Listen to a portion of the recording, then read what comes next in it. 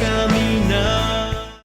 Normalmente aquí, incluso aquí en Oaxaca, se practica todavía el tequio, en donde las familias salen, como era, bueno, antes era así, salían y se juntaban y empezaban a hacer una serie de actividades dentro de su misma comunidad.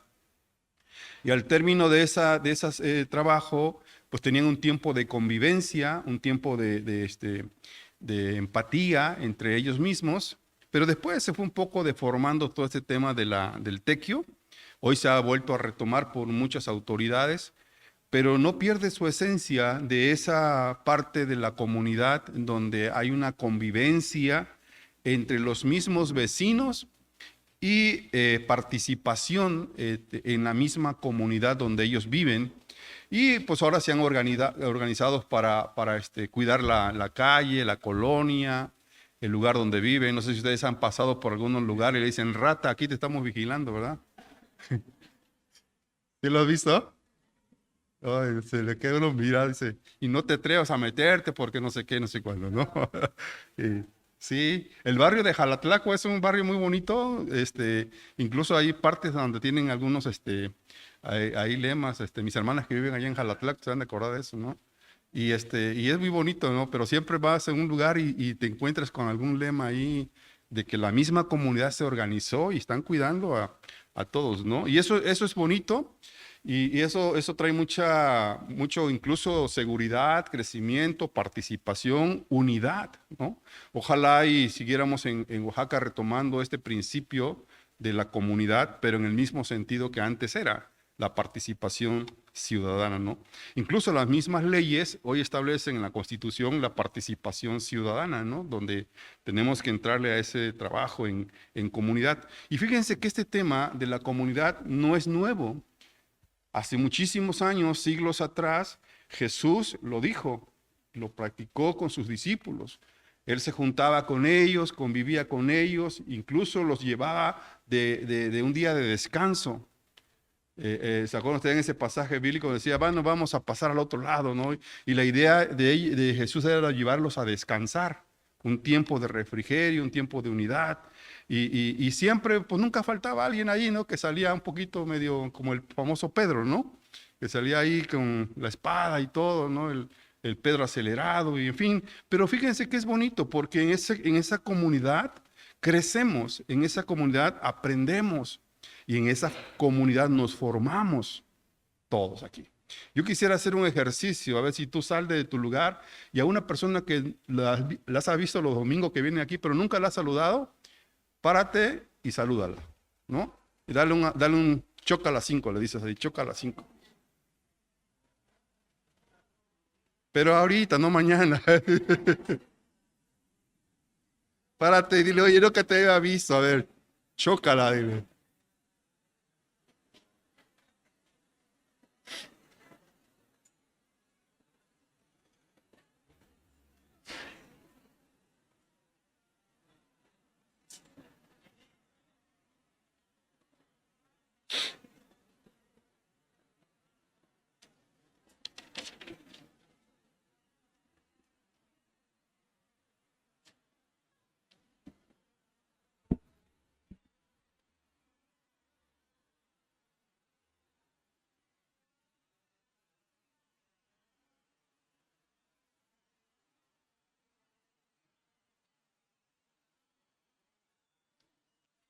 Qué bonito, ¿verdad?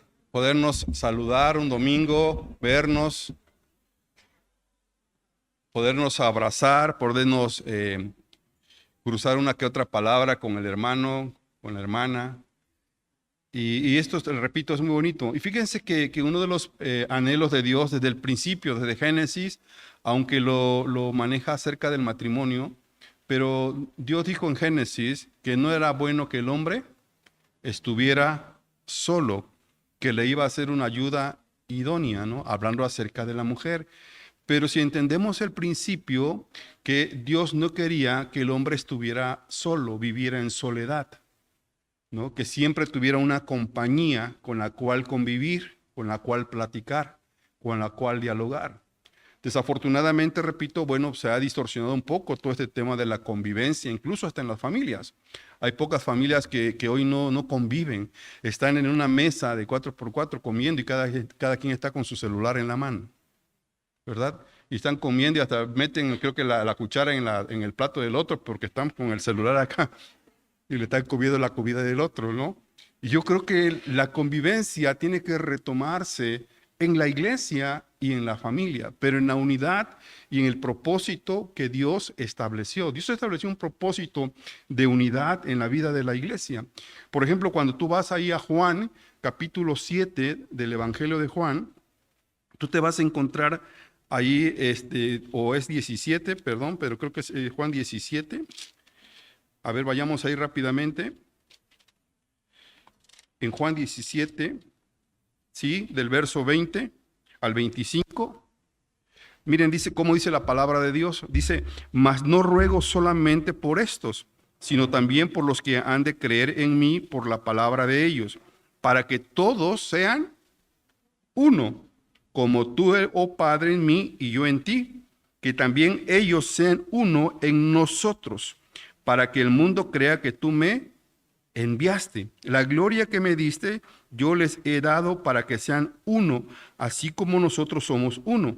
Yo en ellos y tú en mí, para que sean perfectos en unidad, para que el mundo conozca que tú me enviaste y que los has amado a ellos también, como también a mí me has amado. Padre, aquellos que me has dado, quiero que donde yo estoy, también ellos estén conmigo, para que vean mi gloria que me has dado, porque me has amado desde antes de la fundación del mundo. Fíjense que esta es una oración de Jesús hablando acerca de sus hermanos en la fe. Y él habla de la unidad, de esa armonía con la que debemos de convivir, con la que debemos de vivir. Y Hebreos nos hace la referencia acerca de lo que decía ahorita el pastor Alex. Dice, nunca dejen de ¿qué? De congregarse. Porque miren, en la congregación es cuando nosotros manifestamos o sentimos esa parte del amor hacia Dios, esa parte de la fraternidad hacia Dios, de la comunión con Dios, que nos hace sensibles, que nos hace vulnerables en un momento dado, pero que también vemos acerca del hermano o la hermana que pudiera en un momento estar pasando alguna necesidad y nosotros poderle ayudar o abrazar. Le decía yo en la mañana a los edecanes, a los servidores, perdón, y los que estuvieron aquí el viernes con nosotros, de verdad Dios nos sorprendió, a mí me sorprendió Dios el viernes, porque yo prediqué acerca de un pasaje bíblico que ahorita lo vamos a tocar también, y cuando yo me bajo, me aborda una señora acá de este lado, y me dice, pastor, ¿no se acuerda usted de mí? La verdad no me acordaba yo, sinceramente, y le dije, no, pero dígame, recuérdame de dónde la he visto. Y entonces me dijo, no, ¿se acuerda que usted fue a orar con el pastor Alex y su esposa al hospital civil por mi hijo Brian? Y le dije, sí, me acuerdo, ¿cómo no? Y pues mire, está malito, lo han vuelto a internar, y la mamá llorando y todo lo que lleva este dolor. Y inmediatamente yo me volví a regresar aquí, ya había yo terminado, me vuelvo a regresar. Y le pido a los que estábamos aquí que pudiéramos orar por su hijo Brian. Y miren, fue un momento muy especial, muy especial, que yo creo que la señora se fue muy confortada, muy fortalecida. Ella no se congrega con nosotros, pero vino el viernes con nosotros acá. Y qué bonito es que ella pudo haber sentido ese amor de la amistad, de la hermandad aquí en esta congregación, y que no pasó desapercibido su necesidad, que la pusimos en oración, y yo creo en mi corazón que se fue fortalecido confiando en Dios. Ella decía, yo confío en Dios de que mi hijo va a sanar, y nosotros también anhelamos que su hijo sane, ¿verdad? Que su hijo reciba la atención médica necesaria, oportuna, pero lo importante es esa parte que ella puede ver en la unidad de la iglesia, en la armonía de la iglesia. Y por eso cuando nos congregamos para eso, primero para adorar a Dios. Siempre yo lo he dicho y se los comento, el día que nosotros nos congregamos, ese día es para adorar a Dios. Que la alabanza y la adoración sea única y exclusivamente para honrar y glorificar a Dios. Por eso hace muchos años nosotros cambiamos el modelo de la adoración y la alabanza. Antes pues sí cantábamos las canciones que antes se cantaban, pero cuando fuimos entendiendo que teníamos que cambiar el modelo bíblico acerca de los salmos, de los cánticos que están en la palabra de Dios, empezamos a cantar estos cantos. Para algunos que llegan por primera vez es desconocido, o para los que quizás llevan un tiempo en la iglesia o en la vida cristiana, pues a lo mejor y quisieran que se cantaran aquellas canciones, pero esto edifica la iglesia, esto bendice la vida de la iglesia y esto trae una fe más creciente en la vida de la persona cuando canta estos cantos que por tu sangre preciosa, Señor, nosotros fuimos lavados. ¿Verdad que sí? Porque Él es el que nos hizo que nosotros fuéramos aceptos en Él, amado. Y por su sangre hemos sido perdonados. Es decir, por su sacrificio en la cruz, por esa sangre que derramó, somos perdonados. No sé si te da alegría eso. Y estás de acuerdo conmigo, pero eso es lo que hace. Y cuando la iglesia se reúne, como dice Hebreos, cuando nos congregamos, algo pasa en el lugar, algo sucede en el lugar, algo pasa con los hermanos, ¿verdad? Y esto lo dice muy claramente el Salmo 133. Cuando tú vas ahí al Salmo 133, lo dice muy claramente, cuán bueno y cuán delicioso es habitar los hermanos juntos en armonía. Es decir, que todos tenemos un mismo sentir, una misma unidad, un mismo enfoque, un mismo propósito, y cuando la comunidad se reúne en armonía, sucede lo que dice los versículos siguientes. Mire, dice, versículo 2, es como el buen óleo sobre la cabeza, el cual desciende sobre la barba de Aarón y baja hasta las bordes de sus vestiduras, como el rocío de Hermón que desciende sobre los montes de Sión, porque allí envía Jehová bendición y vida eterna. ¿Estás de acuerdo conmigo que en la unidad de la iglesia es donde Dios envía su bendición? Cuando estamos en armonía aquí todos, la armonía es, estamos en el mismo, como dicen ahí, en el mismo canal, que estamos aquí glorificando a Dios, exaltando a Dios, dándole gracias a Dios y convivimos todos juntos en la misma armonía, algo pasa en el ambiente espiritual de una iglesia. Algo pasa en el ambiente de una familia cuando todos están en armonía en la casa. Algo pasa. Ustedes no se han percatado muchas veces, yo creo que sí, cuando una casa está en conflictos, está en problemas y tú entras a esa casa, percibes inmediatamente lo que ahí se está viviendo, ¿sí o no? Lo percibes. Y cuando en una iglesia alguien entra y percibe una armonía, un amor, una alegría, un gozo en la iglesia, es contagioso. Y esa ansiedad, esa enfermedad, ese dolor que trae esa persona, momentáneamente o por un momento desaparece. Mire, por eso nosotros siempre a los edecanes y les invitamos siempre, y gracias a Dios por la vida de ellos, que siempre tengan una sonrisa. Cuando entra una persona, que la reciban con una gratitud en su corazón, con un agradecimiento, que le den la bienvenida. Porque muchas veces, como la señora del viernes, entra con un dolor en su corazón y uno no sabe cómo viene esa persona. Pero en ese amor que recibe en ese momento o por unos minutos, su dolor se olvida. ¿A cuánto le ha pasado eso? Su dolor se le olvida, su ansiedad se le olvida, su preocupación se le olvida. Y repito, la iglesia es eso, esa es la comunidad. Aquí estamos una comunidad de cristianos reunidos en un solo propósito, el que es de glorificar y exaltar el nombre de nuestro Señor Jesucristo y darle las gracias y la gloria a Él. Y por eso dice la Escritura que nunca nos dejemos de congregar, porque ahí en la unidad de la iglesia Dios envía su bendición. Dios envía su bendición, Dios envía su gracia, su bondad, su misericordia, ¿verdad? A través de los que estamos congregados en este lugar. Miren, por ejemplo, cuando hablamos en Eclesiastés 4, 9, 10, nos dice ahí que no pueden caminar dos juntos si no se ponen de acuerdo. Mejores son dos que uno. Dile a tu hermano, mira, yo solo no puedo, contigo somos dos ya. Y si nos reunimos más, somos muchísimos, ¿verdad que sí? Eclesiastés dice, mejores son dos que uno, porque tienen mejor paga por su trabajo. Porque si cayere el uno levantará a su compañero, pero ay del solo, que cuando cayere no habrá segundo que lo levante. Hermanos y hermanas, en la vida cristiana no hay llaneros solitarios. En la vida cristiana hay unidad, hay armonía, hay hermanos, hay compañeros de milicia, que estamos aquí para salir adelante, avanzar adelante, para continuar en este camino. Y si alguien se cae, el otro lo va a levantar. Y si uno se desanimó, el otro tiene por ahí que levantarlo, que ayudarlo a caminar. Aquí se trata de eso. Yo decía el viernes también a las personas, aquí esto es un laboratorio, ¿verdad? Porque aquí venimos muchos que estamos enfermos espiritualmente y necesitamos que alguien nos ayude a salir de esa enfermedad, ¿cierto o no?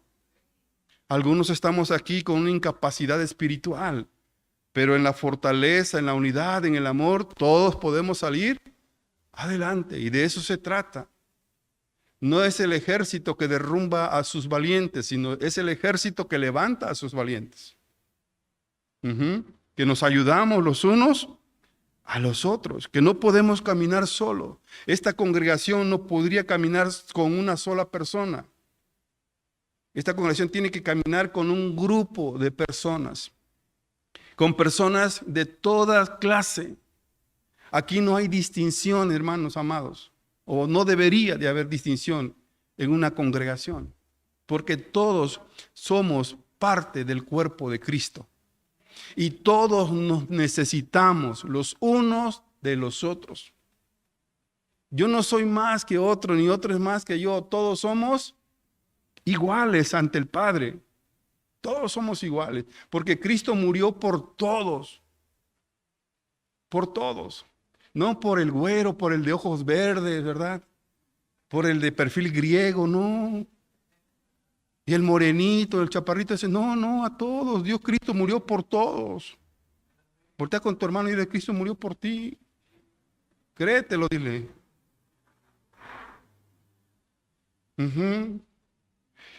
Y todos nos necesitamos en la vida cristiana, en la comunidad.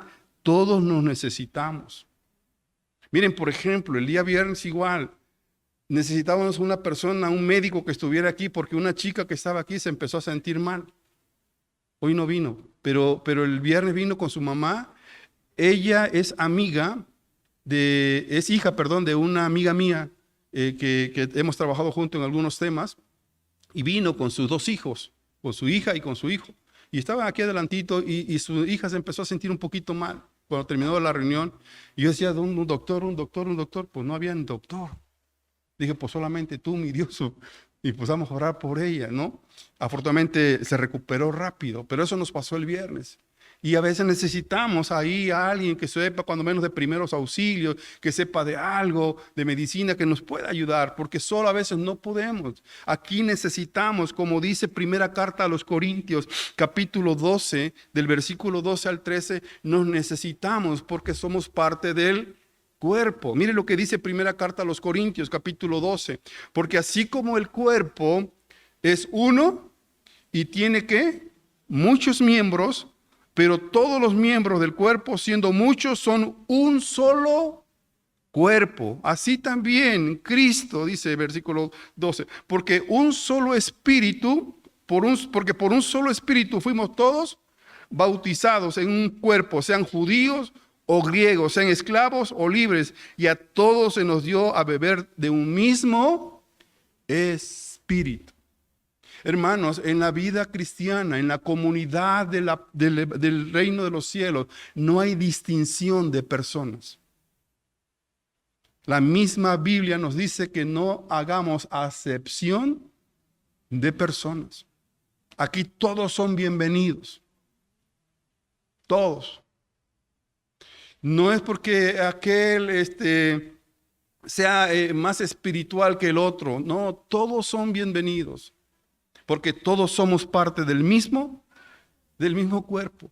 Y tenemos que aprender a respetarnos entre nosotros mismos, en la misma comunidad Debemos aprender a respetarnos. Fíjense, y esta parte lo dice muy claramente en Corintios también, en el capítulo, primera carta a los Corintios, capítulo 7, versículo 17 al 24. Miren qué interesante este pasaje bíblico. Pareciera que a veces lo pasamos por alto, pero miren lo que nos dice. Pero cada uno como el Señor le repartió y como Dios llamó a cada uno, así haga. Esto ordeno en todas las... Pero fíjense qué dice, me lo regresa tantito, pero cada uno, dice, cada uno, versículo, primera carta de los Corintios 7, 17, pero cada uno como el Señor le repartió y como Dios llamó a cada uno, así haga. Es decir, Dios le dio a cada uno ciertos dones, ¿verdad? Ciertos talentos, cierta capacidad. Lo preparó para cierta actividad en la vida. Bueno, pues tenemos que aprender a respetar lo que Dios dio a cada persona. Y de acuerdo a cómo Dios lo formó, de acuerdo a cómo Dios lo hizo. Habrá algunos muy introvertidos, habrá otros muy extrovertidos. Habrá algunos que nada más están calladitos, pero cómo trabajan. Y hay otros que realmente son una bala. Hasta en la familia tenemos gente así, ¿sí o no? Hay en la familia, hay uno que le dice, levanta la cama 3 veces y hasta la quinta la levanta. Pero hay otro que no hay necesidad de decirle, levanta la cama. Él en automático lo hace. ¿Cierto o no? Y a cada quien tenemos que aprender a respetarle. Ahora, miren lo que dice el versículo 18 de este mismo capítulo 17. ¿Fue llamado a alguno siendo circunciso? Quédese circunciso. ¿Fue llamado a alguno siendo incircunciso? No se circuncide. Versículo 19. La circuncisión nada es y la incircuncisión nada es, sino el guardar los mandamientos de Dios. Cada uno en el estado en que fue llamado, en él se quede. Fuiste llamado siendo esclavo, no te des cuidado. Pero también si puedes hacerte libre, procúralo más, hasta ahí nada más. Pero cada uno conforme fue llamado, así es quedado. Miren, hay veces nosotros nos ponemos muy detallistas, ¿verdad? Y queremos exigirle a los demás que hagan algo conforme a lo que nosotros queremos, pero muchas veces Él es así. Y hay que solamente guiarlo. No podemos cambiarle la esencia misma con la que Dios lo formó. Yo me he encontrado en la iglesia hermanos que unos son muy risueños y otros tienes que sacarle la sonrisa con un anzuelo. Pero pues yo no le puedo decir, tienes todo el día que andar así, ¿eh? Pues no. Tengo que aprender a respetar. Y cada quien es diferente, hermano. Fíjense, en una comunidad nos vamos a encontrar hermanos con capacidades diferentes, con actitudes diferentes, con forma de pensar diferente, con forma de vivir diferente. Pero todo tiene que ser con base a una sola unidad, que nos una un solo propósito. Y ese único y solo propósito debe de ser Dios. Las demás cosas se van a ir quizás acomodando en el caminar de la vida. Pero si no nos une un solo propósito en Dios, nosotros no pudiéramos ser un cuerpo en Cristo. Y todos los que estamos aquí seguramente hoy nos une un solo propósito.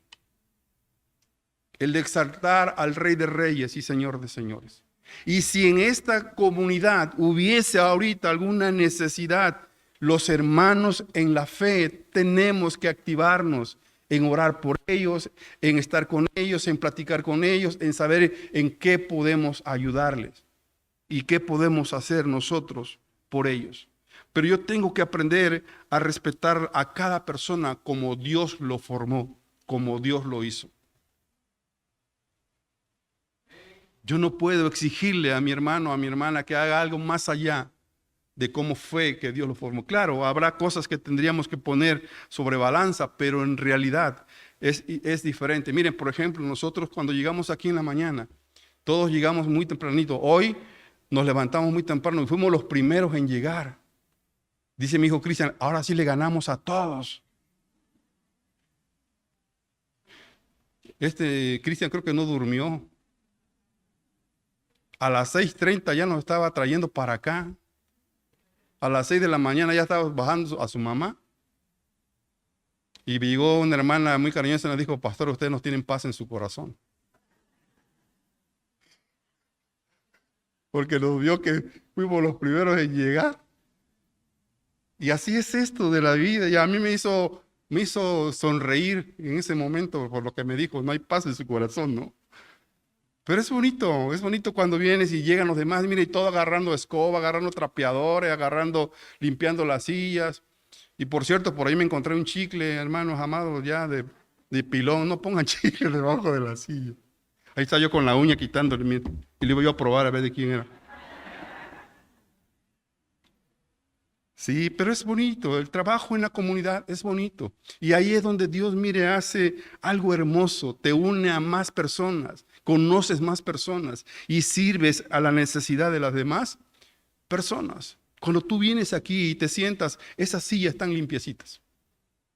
Y tú puedes pasarle el dedo y no le vas a encontrar ningún polvo, salvo el que traigas de tus pies que le pongas ahí, pero de ahí en fuera están limpiecitas. Porque todos trapean y todos limpian las sillas. ¿Podrían darle un aplauso a Dios, a los edecanes y a todos los que sirven?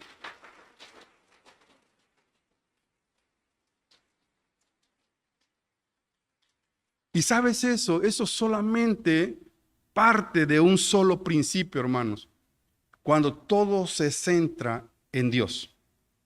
Cuando todo se centra en Dios, hay unidad, hay amor, hay fortaleza en la vida de una iglesia, hay compañerismo, hay ayuda mutua. Hay un beneficio muy especial que se recibe ahí de parte de Dios, que es la bendición del Padre derramándose sobre la vida de la iglesia. Y cuando hay cosas que a lo mejor pareciera que no son posibles, en Dios todo es posible. Porque ahí se da la bendición en la unidad de la iglesia. Miren, cuando Cristo asciende a los cielos, la iglesia de ese tiempo que empezó a congregarse, vean lo que dice Hechos 1:4, cómo era esa iglesia en ese tiempo, en Hechos 1:14. Era una iglesia unida, dice, y estando juntos, todos estos perseveraban unánimes en oración y ruego con las mujeres y con María, la madre de Jesús, y con sus hermanos. Pero estaban, ¿qué? Juntos. Ellos estaban juntos en un solo propósito, en la oración, en la unidad de la iglesia. Hechos capítulo 2, versículo 42. Hechos 2:42. Nos dice, y perseveraban en la doctrina de los apóstoles, en la comunión, unos con otros, en el partimiento del pan y en las oraciones. Vean cómo era esta iglesia. Esta iglesia tenía unidad, tenía comunión, estaban compartiendo las mismas situaciones o necesidades en la vida de la iglesia. Jesús lo hizo cuando multiplicó los panes y multiplicó los peces. Él vio la necesidad y oró al Padre, se multiplicaron los panes, se multiplicaron los peces y se le dio de comer a una gran multitud. Y por eso Jesús fue el ejemplo vivo de ese trabajo en unidad, ese trabajo en equipo con sus discípulos. Él les alimentaba físicamente y les alimentaba espiritualmente, y Jesús siempre estaba al cuidado de ellos, siempre.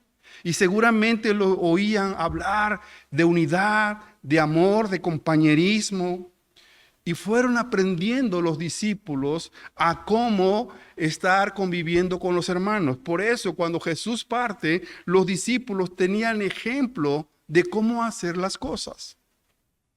Y entonces pues, empezaron a buscar a los hermanos y se empezaron a congregar, empezaron a convivir, empezaban a traer cosas a la vida de la iglesia misma. Y había una unidad, había una comunión, tan es así que en esa unidad y en esa convivencia vino el Espíritu Santo de Dios. Cuando todos estaban llenos en ese lugar. De repente dice, vino del cielo un viento recio que llenó la casa y todos fueron llenos del Espíritu Santo. Vean lo que dice el Salmo 133. Ahí Dios derrama bendición. Ahí vino el Espíritu Santo. Hermanos, cuando hay una unidad en la iglesia, cosas impresionantes suceden en la vida de la misma. Hay transformación en la vida de la gente. Hay armonía, hay amor, hay entendimiento, ¿verdad? Hay esa convivencia sana en la cual podemos ver a Jesús y nos anima a seguir adelante en nuestro caminar. Pero cuando dejamos de ver a Dios y vemos lo que dice Corintio, que no deberíamos de ver a los hermanos, de acuerdo a voy a usar una palabra que no es ofensiva, pero lo voy a usar, en la discapacidad misma de que ellos piensan que deberían de ser mucho más o no son dignos de estar en ese lugar, estamos equivocados, porque perdimos el centro mismo, que es Dios, al quien nosotros le debemos de dar la gloria y la honra. Cuando uno se desenfoca de quién es Jesús en nuestra vida, empezamos a ver los defectos de la vida de los demás. Y no nos ponemos a ver que Dios así lo hizo, Dios así lo formó, Dios así lo diseñó con ese propósito, porque en Él Dios quiere cumplir también un propósito. Y si yo, como es mi hermano, lo voy a ayudar a salir adelante, pero siempre respetando cómo es Él. Y de acuerdo en esta unidad, hay bendición en la vida de la iglesia, hermano. Hay bendición, hay vida eterna. Ahí se derrama Dios, ahí derrama Dios su gracia y su bendición para con todos nosotros. Hechos capítulo 4, versículo 32. Hechos 4, 32.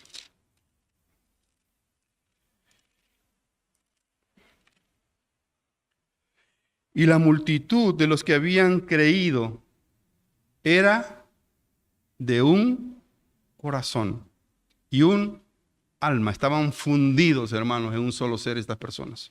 Y ninguno decía ser suyo propio nada de lo que poseía, sino que tenían todas las cosas en común. Había comunidad, había unidad, había armonía, había ese compañerismo dentro de esta congregación. Y dice, y la multitud de los que habían creído era de un corazón y un alma. Y ninguno decía ser suyo propio nada de lo que poseía, sino que tenían todas las cosas en común. Había unidad, había compañerismo en la vida de la iglesia.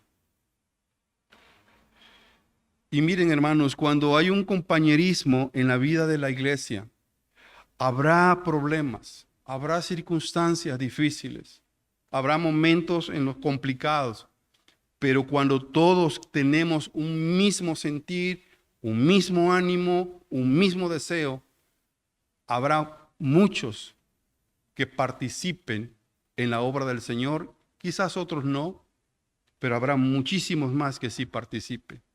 Y miren, por ejemplo, para muestra un botón, vayan rápido al libro de Nehemías, que fue lo que yo predicaba el día viernes. Nehemías capítulo 1. Ustedes conocen esta historia de Nehemías. Hasta hay libros de liderazgo de parte de muchos autores sobre Nehemías. Nada más voy a abordar un poquito acerca de él, porque es muy extenso, el tiempo quizás no nos dé. Pero mire, por ejemplo, dice Nehemías, palabra de Nehemías, hijo de Jacalías, aconteció en el mes de Quisleu, en el año 20, estando yo en Susa, capital del reino, que vino Anani, uno de mis hermanos, con algunos varones de Judá, y les pregunté por los judíos que habían escapado, que habían quedado de la cautividad y por Jerusalén, y me dijeron, el remanente, los que quedaron de la cautividad allí en la provincia, están en gran mal y afrenta, y el muro de Jerusalén derribado y sus puertas quemadas a fuego. Cuando oí estas palabras, me senté y lloré, e hice duelo por algunos días, y ayuné y oré delante del Dios del cielo.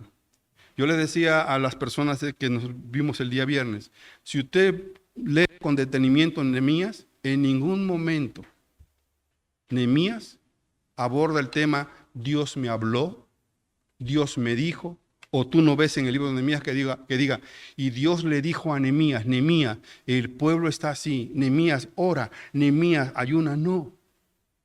Nehemías se interesó por saber cómo estaban sus hermanos, cómo estaba su comunidad, qué es lo que estaban pasando o cómo lo estaban pasando. Una de las cosas, amados y amadas hermanas, cuando nosotros nos desenfocamos de Dios, vamos a ser insensibles a la necesidad de los demás. Pero cuando permanecemos en el mismo centro de quién es Dios para nosotros, tendremos la capacidad de podernos sensibilizar por la necesidad que estén pasando los demás o por lo que esté sucediendo en la vida de otras personas. Nehemías fue un hombre que dijo, ¿cómo están mis hermanos? ¿Cómo la están pasando? Preguntó cómo estaban viviendo. Y cuando le dieron el reporte, le dijeron, están mal, están en una gran afrenta, están sufriendo.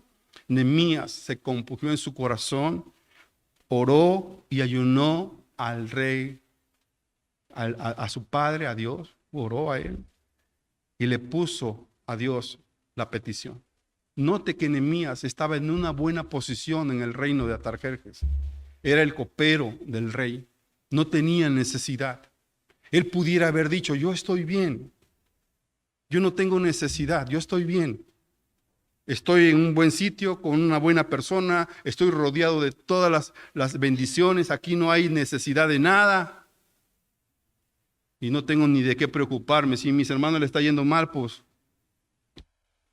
algo han de haber hecho mal, pero yo estoy bien. No, Nehemías se atrevió incluso a perder el cargo que él tenía con tal de ir a ayudar a sus hermanos, con tal de ir y ayudar a quienes estaban pasando una desgracia, a quienes estaban viviendo una situación difícil.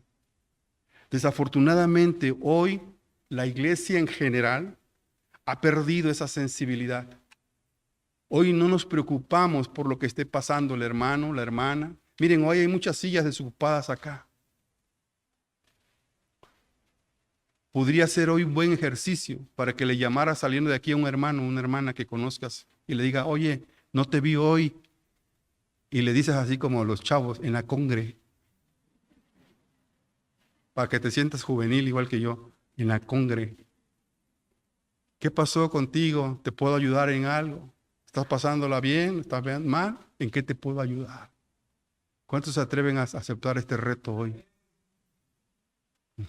Es bonito. ¿Y cómo se va a sentir la otra persona? ¿Verdad? Miren, a mí me pasó esta semana. Me pasó, yo les decía a los compañeros del viernes, los viernes nunca faltaba un hermano, don Jorge Ramos, ¿sí, Chayito? Jorge Ramos, creo, ¿verdad? Con su esposa. Ellos empezaron a llegar hace mucho tiempo y siempre de repente venía él y de repente no venía su esposa porque se sentía mal y así, pero de repente lo dejé de ver 2 semanas, 3 semanas y yo dije, ¿qué estará pasando con don Jorge? ¿Qué estará pasando? Hasta que mi esposa me dice, fíjate que está muy grave don Jorge, está hospitalizado, así, sí, y a mí me inquietó en mi corazón. Dije, pues, ¿tienes el número telefónico de él? Pásamelo, yo te le voy a hablar. Le mandé un mensaje a su esposa, le dije cómo estaba y me dijo, mire, afortunadamente ya mi esposo salió de la crisis, está en la casa, nada más que está incomunicado, no lo pueden recibir visita ni nada, pero tiene el humor mismo de siempre, llámele para que lo salude. Y me pasó su número, le llamé, qué alegría del hermano pastor, qué alegría escucharle. De verdad, la estoy pasando mal, pero su llamada me animó para seguir adelante y de esta vamos a salir. Dijo, con el favor de Dios. ¿Verdad? A veces nos desconectamos de Dios y nos olvidamos de los hermanos. Y el principio de Dios es que vivamos en comunidad, los unos con los otros. Que seamos uno como Él y el Padre son uno. Y esa era una de las cosas que tenía Nehemías. Nehemías se sintió en su corazón al ver lo que estaban pasando sus hermanos. Y el mismo libro de Nehemías nos dice, al versículo último de este capítulo 1, dice, porque yo servía de copero al rey. O sea, él mismo está diciendo la posición que él está. Y lo que yo quise resaltar de esto es que a Nehemías nadie le dijo lo que tenía que hacer. Nehemías, en su mismo sentir de amor por sus hermanos, preguntó cómo estaban, porque él no se había desconectado de Dios. Y miren, Nehemías agarra y empieza a hacer una estrategia para recuperar la ciudad que había sido destruida. Y en el capítulo 3, no lo vamos a leer todo, pero en el capítulo 3 tú vas a ver ahí cómo empezó Nehemías a restaurar la ciudad. Y algo impresionante, queridos hermanos, que llama la atención y que podemos aprender de este libro, es el primer versículo de Nehemías 3. Miren lo que dice. Entonces se levantó el sumo sacerdote Eliasib con sus hermanos, los sacerdotes, y edificaron la puerta de las ovejas. Quiero hacer una pregunta. ¿Qué notan de interesante en este pasaje? ¿Qué notan? A ver, ¿qué notan? ¿Qué resalta aquí? Algo que te está llamando la atención de este versículo 1. Se levantó. Dice el sumo sacerdote Eliasib con sus hermanos los sacerdotes y edificaron la puerta de las ovejas. Y ellos arreglaron y levantaron la puerta hasta la torre de Amea y edificaron hasta la torre de Ananel. ¿Qué les llama la atención?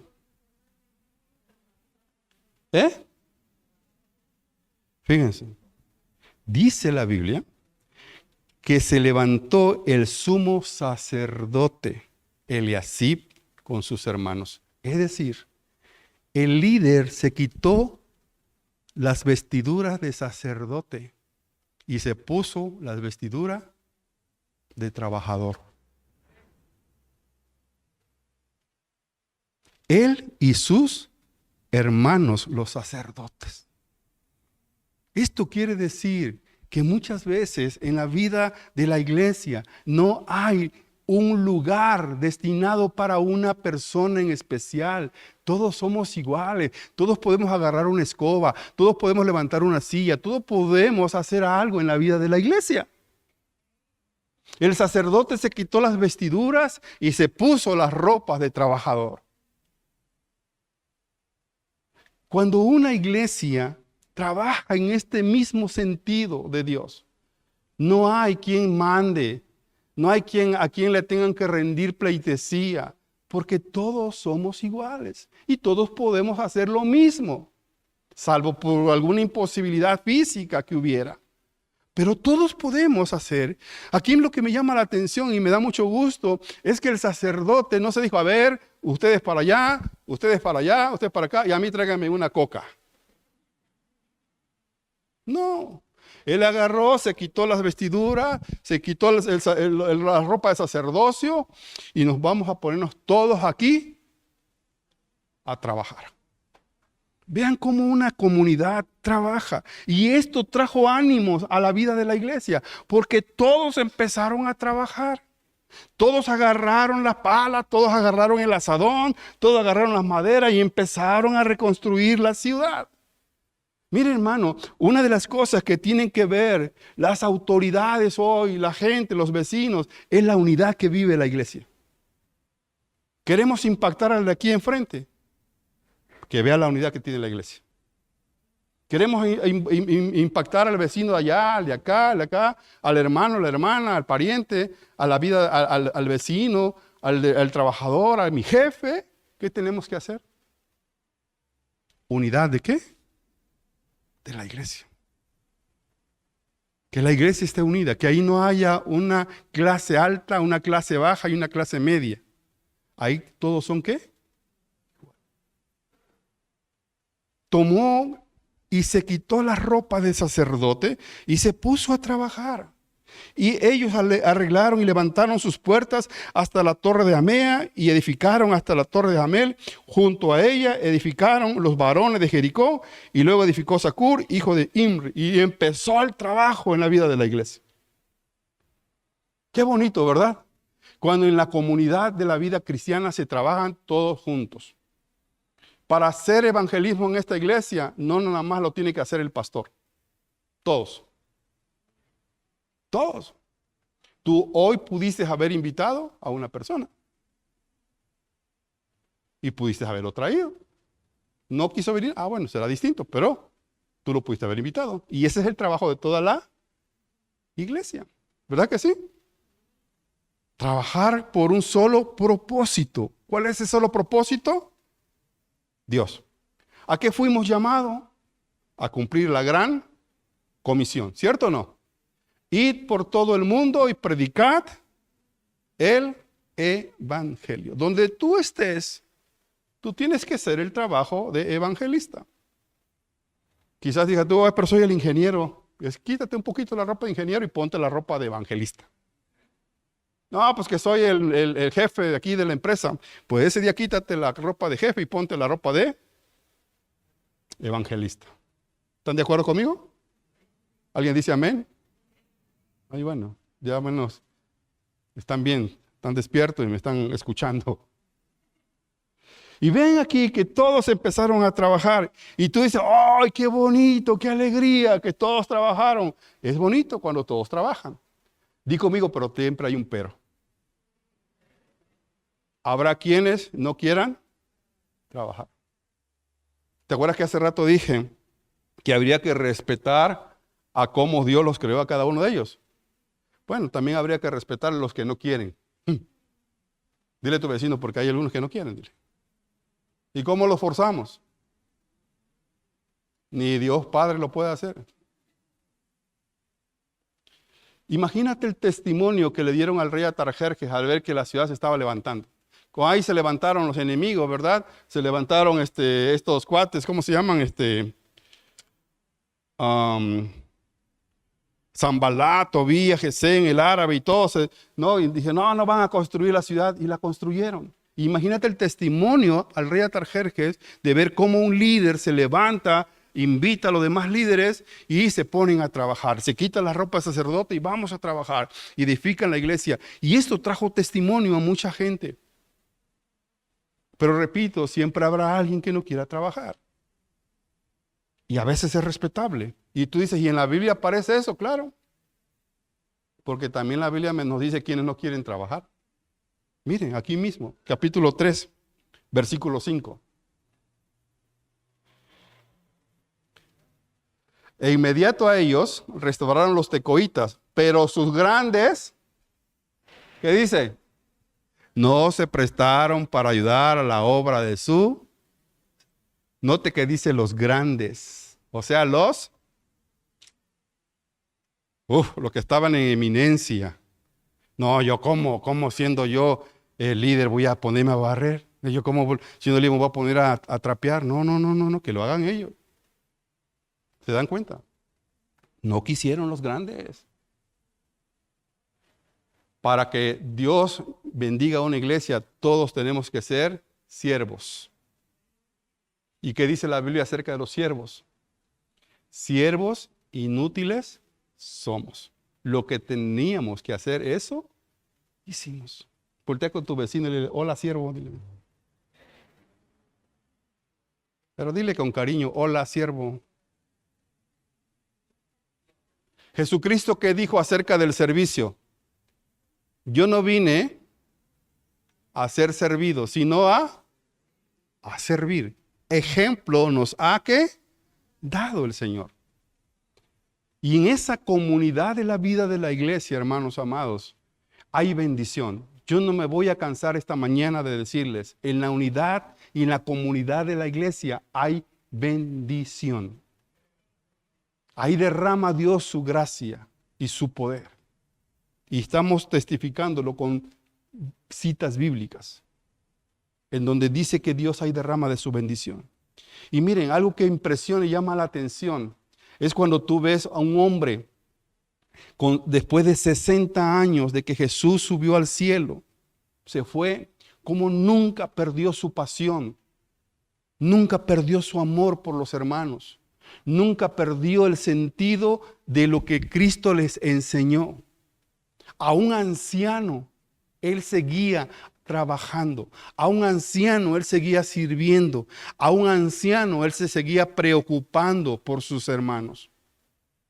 Cuando en esa comunidad llega de repente una ola de gnosticismo en esa comunidad y empezaron a distorsionar la obra de Cristo, empezaron a distorsionar el mensaje que ellos habían llevado hace muchos años atrás, Él se preocupó por esa comunidad y tomó interés, ánimo y fortaleza y se levantó a pesar de la edad que Él tenía ya muy grande. Y empezó Él a mandar una carta a sus hermanos, porque los gnósticos empezaron a meter filosofías huecas en la vida de la iglesia. Y note lo que dice primera carta de Juan. Ustedes escucharán que dice primera carta de Juan, pero las cartas paulinas y las cartas que nos dice la Biblia siempre empieza con una salutación. En este caso no. Primera carta de Juan. Vean lo que nos dice la primera carta de Juan. Y esta llama la atención porque tal pareciera que no es una carta, sino es un sermón que le manda Pedro a sus hermanos que estaban supuestamente en Asia. Y él desde Éfeso, dicen los historiadores, escribe esta carta a sus hermanos que la estaban pasando mal. Primera carta de Juan, capítulo 1. Dice, lo que era desde el principio, lo que hemos oído, lo que hemos visto con nuestros ojos, lo que hemos contemplado y palparon nuestras manos tocante al verbo de vida, porque la vida fue manifestada y la hemos visto y testificamos y os anunciamos la vida eterna, la cual estaba con el Padre y se nos manifestó. Versículo 3. Lo que hemos visto y oído, eso os anunciamos, para que también vosotros tengáis ¿qué? Comunión con nosotros. Y nuestra comunión verdadera es con el Padre y con su Hijo Jesucristo. Versículo 4. Estas cosas os escribo para que vuestro gozo sea cumplido. Note lo que nos dice Juan. Juan ya era un anciano. Ya había Jesús ascendido a los cielos. Habían pasado cerca de 60 o 80 años. Juan es muy probable que estaba en Éfeso. Desde ahí escribe esta carta a los hermanos en Asia Menor que la estaban pasando mal porque las doctrinas empezaron a distorsionar el mensaje de salvación. Y él escribe esta carta o este sermón a los hermanos y le dice lo que era desde el principio. Ahora, ¿desde cuál principio? No del principio de Génesis 1, no. Tampoco el principio de Juan 1, tampoco. Él testifica desde el inicio mismo de que él conoció a Jesucristo como su Señor y Salvador.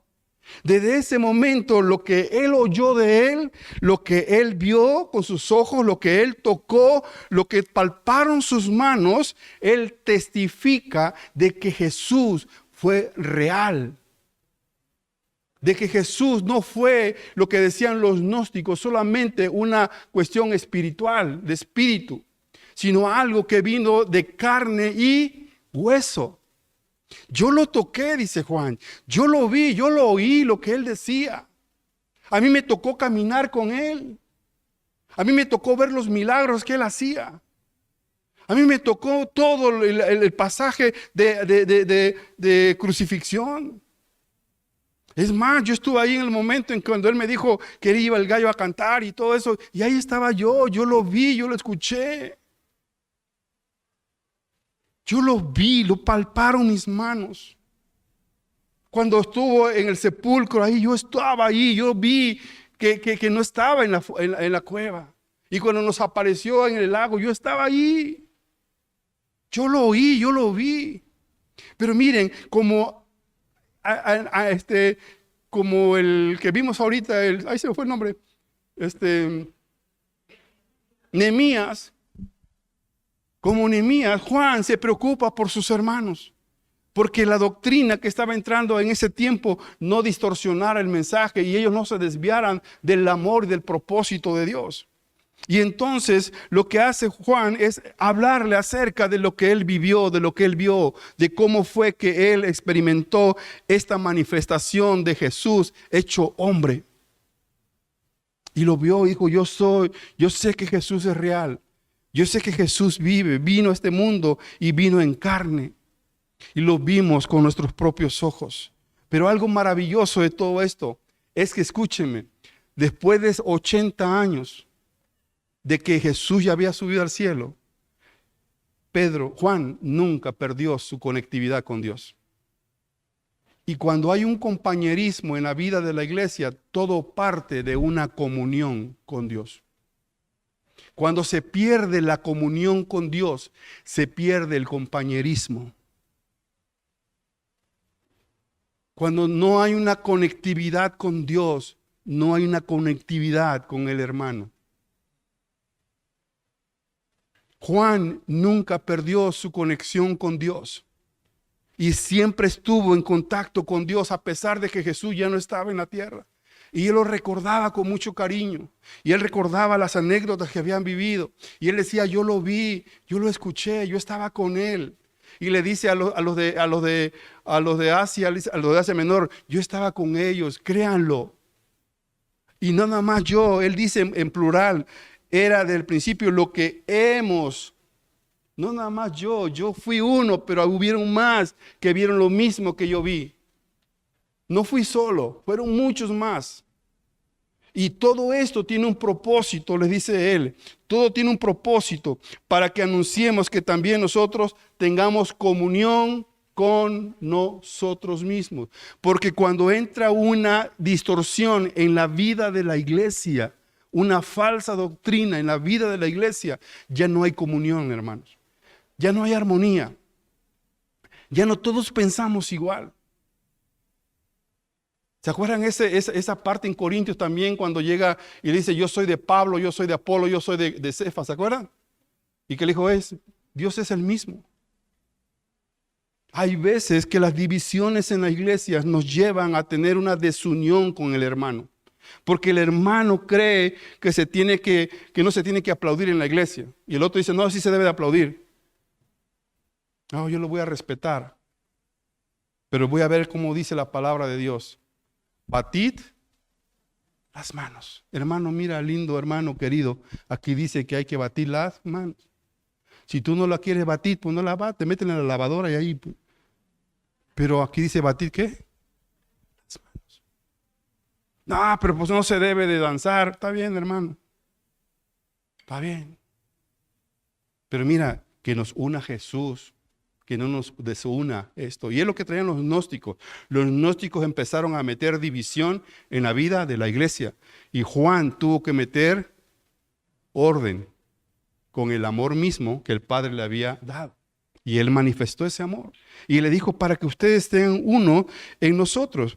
Dice aquí, para que tengan comunión unos con nosotros. Y nuestra comunión verdadera es con el Padre y con su Hijo Jesucristo. Hermanos, lo que nosotros tenemos que aprender aquí en este pasaje bíblico es que lo que nos debe de unir es Jesús en la vida de la iglesia. Es Jesús. No lo que yo creo, no lo que yo pienso, es Jesús el que nos debe de unir. Y si Jesús es amor, pues Jesús es amor. Y si Jesús es perdón, Jesús es perdón. Y si dice la Biblia que Jesús es el abogado ante el Padre, Él es el abogado ante el Padre. ¿Quién soy yo para condenar a otros si Jesús mismo dijo, ni yo los condeno? Vete en paz y no peques más. ¿Quién soy yo para condenar? ¿Verdad que sí? Nadie, yo no soy nadie. Jesús mismo dijo, separados de mí, nada podéis hacer. Yo no puedo amar a mi hermano si yo no amo a Jesús. Yo no le puedo perdonar a mi hermano si yo no soy perdonado por Jesús. El mismo Padre nuestro lo dice, ¿cierto o no? Ujú. Y miren cómo termina esto. Y aquí quiero ir ya aterrizando la enseñanza. Y nuestra comunión verdadera es con el Padre y con su Hijo Jesucristo. Para que haya comunidad en la vida de una iglesia, tiene que haber unidad con Cristo. Si no hay unidad con Cristo, no puede haber comunidad en la vida de la iglesia. No puede haber unidad en la vida de la iglesia. Juan lo dice claramente, y nuestra comunión verdaderamente es con el Padre y con su Hijo Jesucristo, porque el Padre y Jesús, uno son. Y si yo tengo comunión con el Jesús, tengo comunión con el Padre. Y si tengo comunión con el Padre, tengo comunión con Jesús. Porque los dos son uno. ¿Estamos? Y cuando yo tengo comunión con Dios, yo podré tener comunión con mi hermano. Si yo no tengo comunión con Dios, difícilmente tendré comunión con mi hermano. Y peor tantito, difícilmente podré tener comunión con mi familia. ¿Están aquí? Yo tengo que tener primeramente comunión con Dios para poder tener comunión con los demás. Porque en el cuerpo de Cristo no hay altos, chaparros, flacos ni gordos. Todos somos iguales. Aquí no hay que este carita y el otro, no, aquí todos somos iguales. A lo mejor la mujer volteó a su marido y dijo, no, si tú eres carita. Ah, bueno, está bien, pues. Se dan cuenta. Y mire al final lo que dice. ¿Qué trae como consecuencia esta unidad con Dios? ¿Qué trae como consecuencia esta unidad con el Padre? Comunión con el hermano y, ¿qué dice el último? Estas cosas os escribimos para que vuestro gozo sea cumplido. No es el gozo humano, no es el gozo terrenal, no es la alegría de que emana de mí porque hoy nací, o digo porque hoy desperté y estoy contento. No, hoy vi al hermano, hoy saludé al hermano, hoy abracé al hermano, hoy oré por el hermano, porque el gozo del Señor es nuestra fortaleza. Y el gozo que Jesús tuvo en la cruz del Calvario cuando dijo, Padre, es cumplido esto, hágase tu voluntad. En ese momento ese gozo que Él recibió al ver la humanidad salva es lo mismo que yo debo de sentir esta mañana por ver a mi hermano que vino a la iglesia este día. Porque él es un hijo de Dios. Porque ella es una hija de Dios. Porque los dos fuimos comprados a precio de sangre. Amén. Y porque si él está pasando una necesidad, yo tengo la obligación, porque es mi hermano en la fe, de unirme en oración con él en lo que él esté pasando. Y si yo veo que algo está mal en su doctrina, quizás yo con amor voy y le corrijo. Como Juan le manda el mensaje a estos hermanos que estaban entrando gnósticos a la vida de la iglesia y cristianos estaban convirtiendo al gnosticismo. Juan entra a corregir la doctrina de la iglesia, pero con amor y diciéndole, si ustedes están unidos a Cristo, va a haber gozo terrenal en la vida de cada creyente. Y hermanos, el gozo que hoy tenemos aquí no es el gozo porque hoy venimos tan felices. Hoy el gozo que nos une aquí es el gozo del Señor porque Cristo es nuestro Salvador.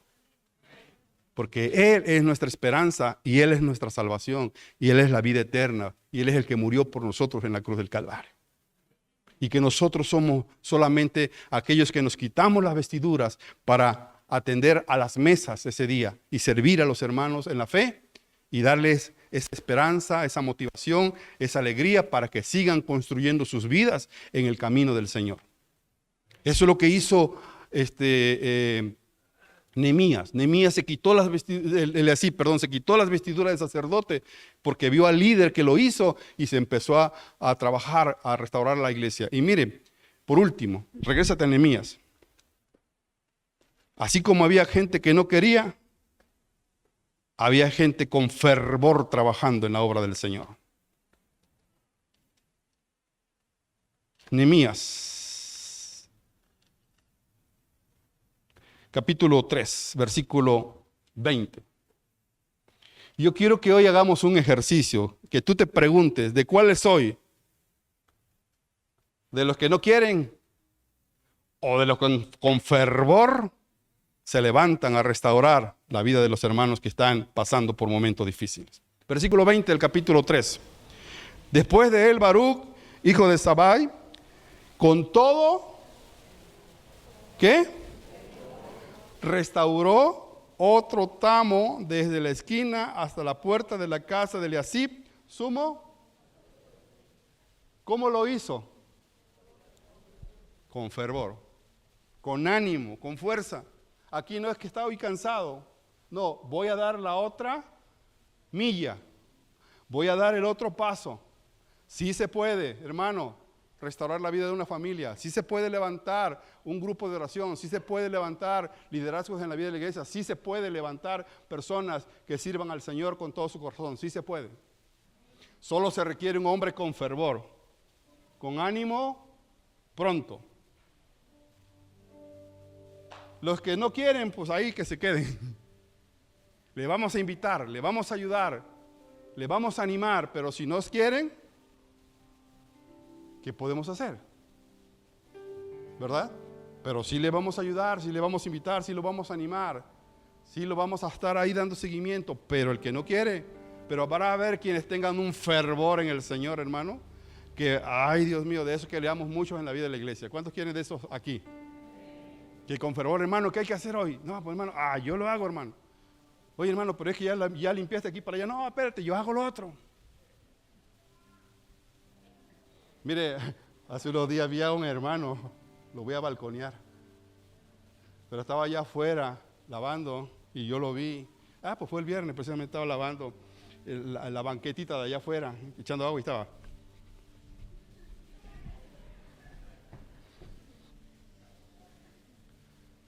Allá está el hermano. Y lo vi, ay Dios, qué alegría verlo danzar allá afuera, barriendo la calle. Le dije, pues pásese al vecino también si quiere, hermano.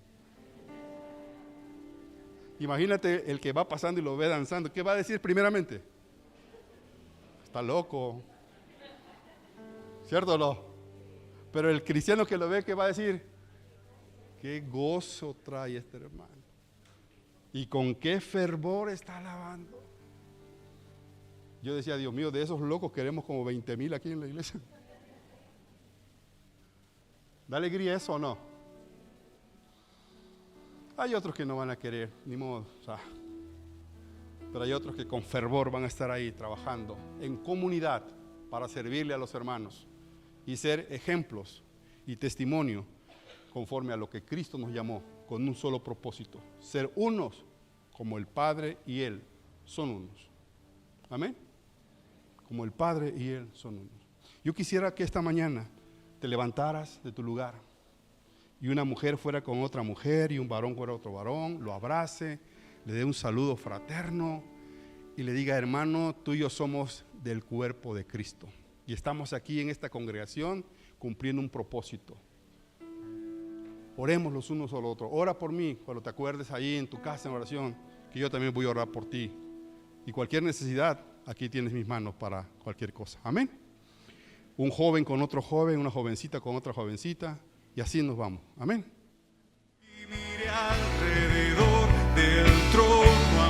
Hoy escuchaste un mensaje de amor. Deseamos ser de bendición a tu vida. Si deseas más información o asistir a nuestras reuniones de manera presencial, contáctanos en www.casadoracionoaxaca.com, en YouTube, Facebook o Instagram, @Casa de Oración Oaxaca, o envía un mensaje de WhatsApp al 951-651-7762. Recuerda, Dios tiene el control de todo. Cree y pon tu confianza en Él. Gracias por tu atención. Que Dios te bendiga.